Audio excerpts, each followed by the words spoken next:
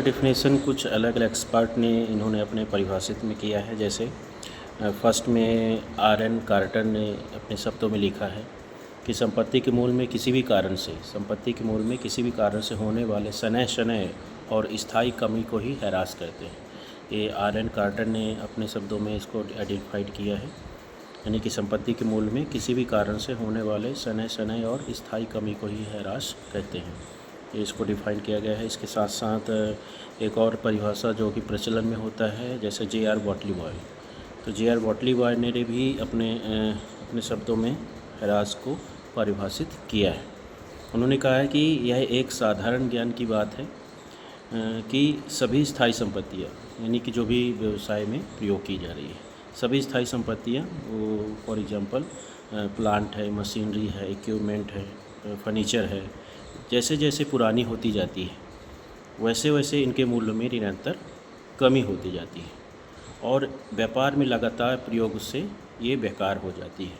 तो इसी को हम ह्रास कहते हैं, यानी कि जो कमी होती है और जो मूल्य उसका ख़राब हो जाता है, ये एक तरह से जीरो हो जाता है, उस कमी को ही ह्रास कहते हैं। इन्होंने जे.आर. बॉटली बॉय ने अपने शब्दों में आइडेंटिफाई किया है। इसके बाद ICMA institute of cost and management accountant ने भी अपने शब्दों में इसको ह्रास को डिफ़ाइन किया है कि इसमें दो शब्दों का ज़्यादा इन्होंने यूज किया है। सबसे फर्स्ट में है प्रयोग एवं समय। प्रयोग एवं समय व्यतीत होने के कारण किसी भी संपत्ति के आंतरिक मूल्य में कमी को ही ह्रास कहते हैं, यानी कि जो इंटरनल वैल्यू होता है उसके मूल्य में, internal value means cost value, इसके मूल्य को ही हम ह्रास कहते हैं।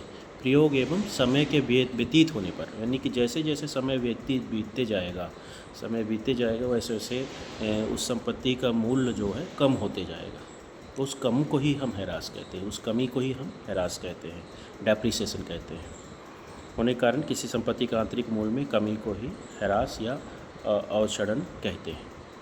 तो ये एक डिफिनेशन है। एक और डिफिनेशन है इंडियन अकाउंटिंग स्टैंडर्ड 6, जो कि डेप्रिसिएशन जो कैलकुलेट होता है वो AS 6 के तहत होता है। ये एक भी ऑब्जेक्टिव में आप कभी कभी अगर कॉमर्स के जैसे कॉमर्स का अगर कहीं पेपर दे रहे हैं तो AS 6 के नाम से आता है कि AS 6 किससे डिफ़ाइन होता है, तो उसको हमारा जो उत्तर होगा AS 6 डिफाइंड बाय डेप्रिसिएशन। तो AS 6 के आधार पर, यानी भारतीय लेखांकन मानक 6 के तहत ह्रास योग संपत्ति के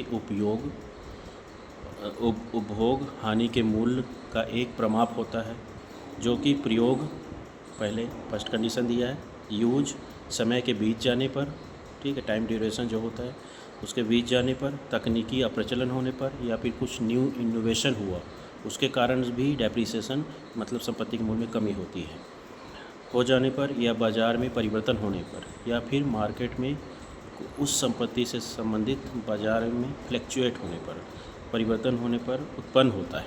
यानी उत्पन्न होने का रीज़न दिया है कि पहला रीज़न दिया है कि संपत्ति के मूल्य का या संपत्ति का प्रयोग करने पर, समय के बीत जाने पर, तकनीकी के अप्रचलन होने पर, यानी कि न्यू इनोवेशन होने पर, टेक्नोलॉजी जैसे पुरानी हो गई, न्यू टेक्नोलॉजी आ गई तो वो संपत्ति बेकार हो गई, सेम संपत्ति है लेकिन वो संपत्ति टेक्नोलॉजी के कारण उसका मूल्य कम हो गया, या बाज़ार में किसी कारण से परिवर्तन होने पर, ठीक है, बाज़ार में कई ऐसे रीजन होते हैं जिसमें परिवर्तन होने पर भी ह्रास होता है, संपत्ति के मूल्य में कमी होती है।